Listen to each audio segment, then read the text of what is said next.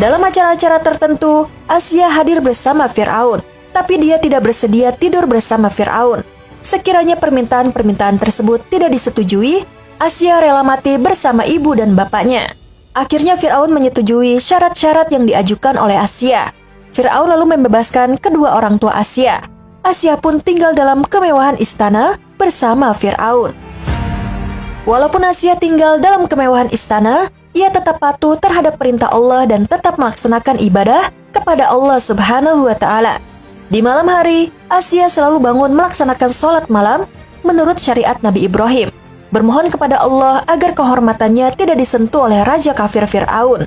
Untuk menjaga kehormatannya, Allah Subhanahu wa Ta'ala menciptakan iblis yang sangat serupa dengan Asia. Dialah iblis yang setiap malam tidur dan bergaul dengan Fir'aun. Jadi meskipun Fir'aun mempunyai istri Asia, dia tiap malam bercintanya dengan iblis. Asia merupakan ibu angkat dari Nabi Musa alaihissalam. Asia menemukan Nabi Musa kecil ketika itu berada di dalam peti yang dihanyutkan oleh ibu Nabi Musa alaihissalam ke sungai Nil atas perintah Allah Subhanahu wa Ta'ala untuk menyelamatkan Nabi Musa dari kejamnya Fir'aun. Saat itu peti yang berisikan Nabi Musa terdampar di wilayah istana Fir'aun. Saat itu Asia dan Fir'aun sedang berada di sana.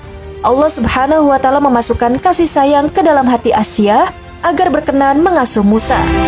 Asia meminta persetujuan Fir'aun untuk menjadikan Musa sebagai anak angkat.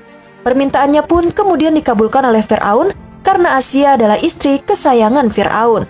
Siapa menduga jika pada akhirnya ternyata bayi Musa yang dihanyutkan di sungai Nil itu dipungut oleh keluarga Fir'aun sendiri yang memang belum memiliki keturunan. Fir'aun yang telah membuat keputusan untuk membunuh setiap bayi laki-laki yang lahir sebenarnya juga hendak menghabisi Musa, tapi oleh Asia dicegah. Akhirnya Fir'aun pun luluh hatinya ketika Asia, istri yang dicintainya, menyampaikan permohonan kepada Fir'aun sebagaimana yang disebutkan dalam surah Al-Qasas ayat 9. Dan dia, istri Fir'aun, berkata, "Dia adalah penyejuk mata hati bagiku dan bagimu. Janganlah kamu membunuhnya. Mudah-mudahan dia bermanfaat kepada kita atau kita ambil dia menjadi anak, sedang mereka tidak menyadari." Demikianlah kehendak Allah yang hendak menyelamatkan Nabi Musa, hingga akhirnya Nabi Musa diambil menjadi anaknya, diasuhnya dengan penuh kasih dan sayang. Nabi Musa tumbuh dan berkembang di istana Fir'aun di bawah asuhan dan kasih sayang Asia, perempuan mukmin yang menyembunyikan imannya. Asia berjaya melindungi keimanannya dan melindungi Musa. Bertahun-tahun Asia sekamar dan seranjang dengan Fir'aun, tapi tak pernah Fir'aun mengetahui bahwa Asia, istri kesayangannya, beriman kepada Allah Subhanahu wa Ta'ala. Iman Asia kepada Allah terbongkar ketika iman Maisyitoh terbongkar. Putri Fir'aun yang bernama Ana memberitahu Fir'aun bahwa Maisyitoh tidak bertuhankan Fir'aun, tetapi ia bertuhankan Allah. Seketika itu juga Fir'aun marah dan memerintahkan Haman supaya Maisyitoh dan keluarganya dimasukkan dalam kuali besar. Ketika Fir'aun mengetahui bahwa istri kesayangannya bertuhankan Allah, sangat murkalah raja yang zalim itu. Ia memerintahkan agar Asia, istri kesayangannya itu, dibenamkan kakinya ke dalam tanah, dan di atasnya diletakkan pasak dari beton agar ia mengingkari Allah dan menjadikan Fir'aun sebagai tuhannya. Tetapi Asia tetap dalam keyakinannya dan berdoa kepada Allah sebagaimana yang tersebut dalam Al-Quran Surat At-Tahrim ayat 11.